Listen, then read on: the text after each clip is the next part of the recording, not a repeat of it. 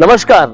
आप जिन स्टूडेंट्स को डांस करते देख रहे हैं, जाहिर तौर पे ये अपनी खुशी का इजहार कर रहे हैं। आखिर क्यों, ये प्रश्न भी आता होगा। तो अब ये चलन है, इस चाहे स्कूलों में या कॉलेजों में, कि जब कोई नए स्टूडेंट कॉलेज में आते हैं, उनका एडमिशन होता है, तो उनका इस्तकबाल किया जाता है, उनका स्वागत किया जाता है, वेलकम पार्टी दी जाती है, स्वागत करते हैं। इस स्वागत के दौरान उनको अपने उन सीनियर स्टूडेंट का सानिध्य मिलता है, साथ मिलता है। इसी दौरान वे अपने क्लास के HOD, टीचर्स और सभी से मुलाकात करते हैं और उस परंपरा को आगे बढ़ाते हैं। वे सीनियर जो उनका भी स्वागत पहले कभी किया रहा होगा। तो आप देखिए, ये डांस कर रहे हैं, और डांस क्यों कर रहे हैं इसकी वजह हम आपको बता चुके हैं। राजनांदगांव का शासकीय दिग्विजय महाविद्यालय है, और यहाँ पर जिसका इस्तेमाल किया जा रहा है, ये जर्नलिज्म डिपार्टमेंट, पत्रकारिता विभाग के सीनियर छात्र हैं, जो अपने आने वाले नवोदित छात्र, मतलब भविष्य के कलम नविश है, उनका इस्तकबाल कर रहे हैं। इस्तकबाल की घड़ी में प्रिंसिपल साहिबा, HOD मैडम, तमाम शिक्षक है और शिक्षिकाएं हैं, जो इस दौरान वे एक जगह होकर इसे सेलिब्रेशन के तौर पे कर रहे हैं। और आने वाले कलम नविश को गढ़ने के लिए उनका अनुभव, जो सीनियर छात्र हैं, उनके साथ एक कार्यक्रम आयोजित किया जा रहा है। अब तो चलन भी है वेलकम पार्टी का। तो चलन के बाद पढ़ाई का दौर चलता है, लेकिन अब इस दौर के बाद हम उस चीज को भी लेकर बताएंगे जिसके लिए इनको तराशा जा रहा है।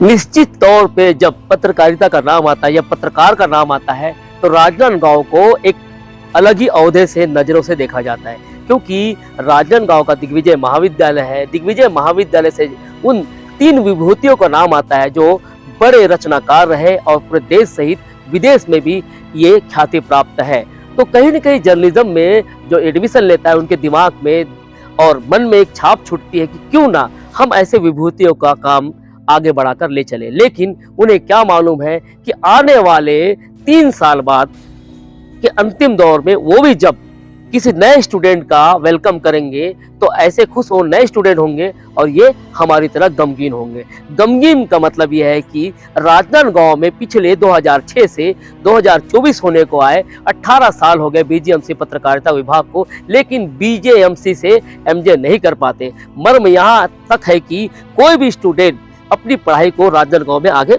नहीं बढ़ा सकता। इस साल भी मात्र जो पास आउट हुए हैं, उनमें से मात्र 5 या 6 स्टूडेंट आगे इसमें पढ़ाई जारी रखे। बाकी किसी ने अपनी क्लासें बंद कर दी, यानी एडमिशन ही नहीं हो पाया, या किसी ने विषय बंद कर दिया।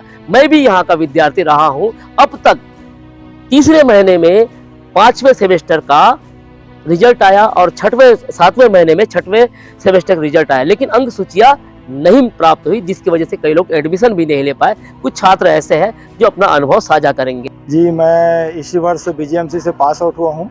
ऑनलाइन रिजल्ट आ चुका है, लेकिन अभी तक हमको प्रिंट आउट नहीं मिला है। और BJMC जो पढ़ाई तो कर ली है, लेकिन आगे की जो पढ़ाई है MJMC, उसके लिए यहाँ सुविधा नहीं है राजनांदगांव में।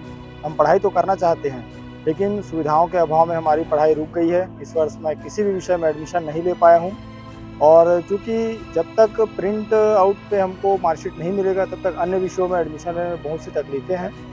और हमेशा हमारा ये मांग रहता है कि जब प्रथम जो 5वां सेमेस्टर है, उसका मार्कशीट तीसरे महीने में आ चुका है रिजल्ट, और जो 6वां सेमेस्टर है, उसका रिजल्ट 7वें महीने में आ चुका है। उसके बाद भी आज पर्यंत तक हम लोग को मार्कशीट प्राप्त नहीं हुआ है।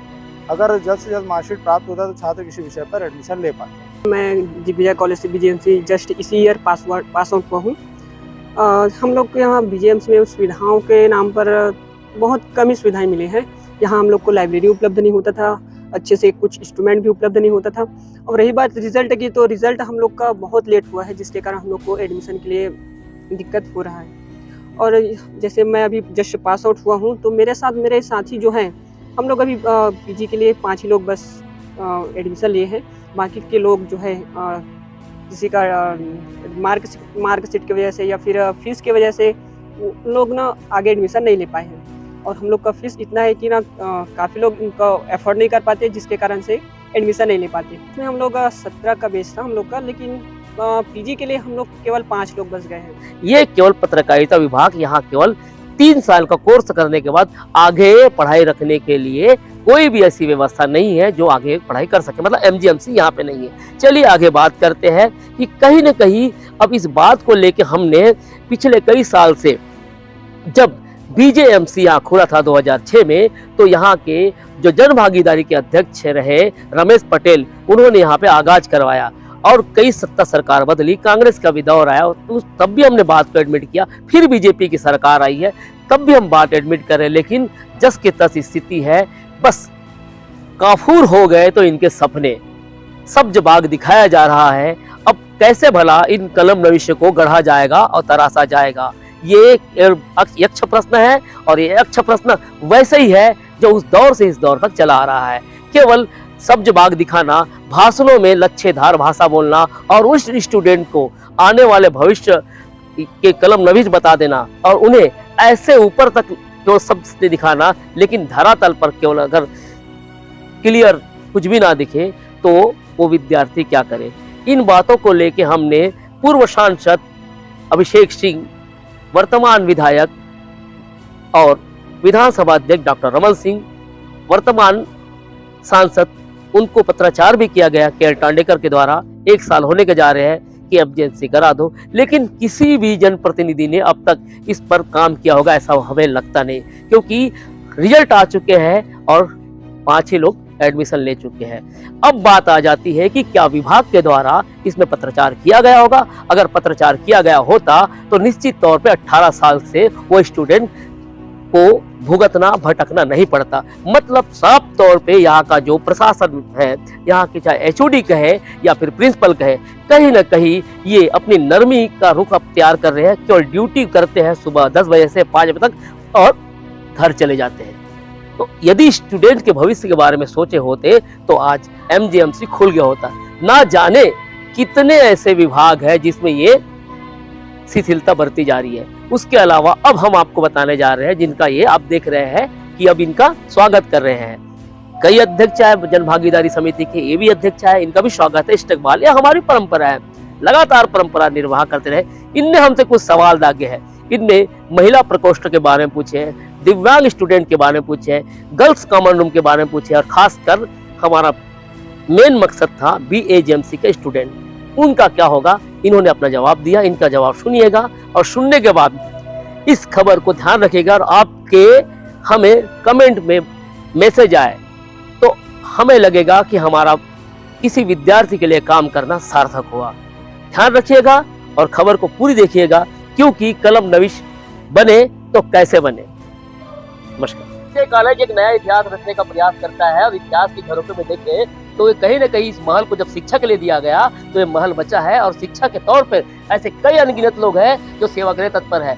आज राजनांदगांव में दिग्विजय कॉलेज में वो आए हैं जिनको नया पद और नई सेवा के लिए दिया गया है। अतुल रायजादा, इनको अब जन भागीदारी का अध्यक्ष बनाया दिया गया है। इनसे सवाल मैं तीखे पूछूंगा, लेकिन काम करता है बंदा, मैं उम्मीद करता हूँ कि काम करेंगे। बताइए, स्वागत है, पहला दिन है। धन्यवाद।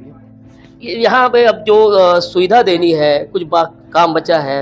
हमने एक सवाल रखा था कि 2006 में यहाँ पत्रकारिता विभाग का आगाज किया गया था। तब से लेकर 1500 विद्यार्थी पढ़े, लेकिन कुछ लोग पढ़ ही नहीं पाते। इस साल भी 5 या 6 लोग ही जा पाए एमजे के लिए, यहाँ नहीं है, बहुत दिक्कत है यहाँ पे। अरे तो आपको बहुत बहुत धन्यवाद अखिलेश भैया। और मैं भी इस कॉलेज का भूतपूर्व छात्र रहा हूँ और एक भावनाएं मेरी इस कॉलेज से जुड़ी हुई हैं। और निश्चित तौर पे आते ही मैंने प्रिंसिपल मैडम से सबसे पहले आपके पत्रकारिता का ही जो बीजेवाईएमएस है उसका ही सवाल पूछा, और निश्चित रूप से इसमें मेरा पूरा प्रयास रहेगा कि मेरे कार्यकाल में मुझे इस काम को प्रायोरिटी में लेके करना है। यहाँ पर ये देखी जाए कि सबसे महिलाएं जो काम करते टीचर के रूप में या फिर उतने ज़्यादा छात्रा है। यहाँ पर अगर देखा जाए तो जो सेटनी नेपकिन और उसको डिस्पोज करने के लिए ये व्यवस्था होना चाहिए, क्योंकि बड़ा ये है कई लड़कियाँ जो कॉलेज ड्रॉप आउट होती है, इसका ये भी वजह है। इस पर भी आप हल कीजिए। अभी ये वाला जो आपने बताया ये तो अभी तक ऐसी बात मेरे सामने नहीं आई, पर आपने उठाया ये वास्तव में एक बहुत गंभीर मुद्दा है। और निश्चित रूप से मैं अपना पूरा प्रयास करूंगा कि इसमें काम करूं। और इसमें प्रयास नहीं, इस काम को मैं आपको मतलब विश्वास दिलाता हूं कि ये काम मैं प्रायोरिटी में लेकर मैं इस काम को पूर्ण करूंगा अपने कार्य में। वही छात्रों के लेकर बात हो कि यहाँ पे कॉमन गर्ल्स रूम नहीं है, जो था दूसरे ने कब्जा लिया है। अब अभी तो मुझे नहीं मालूम है कि किसने आपको बता रहा हूं। हाँ अभी किसने कब्जा है, और अगर कब्जा है होगा तो उसको वापस गर्ल्स के लिए कॉमन रूम होना चाहिए। हम भी इस कॉलेज के विद्यार्थी रहे और हमारे समय में गर्ल्स के लिए कॉमन रूम था।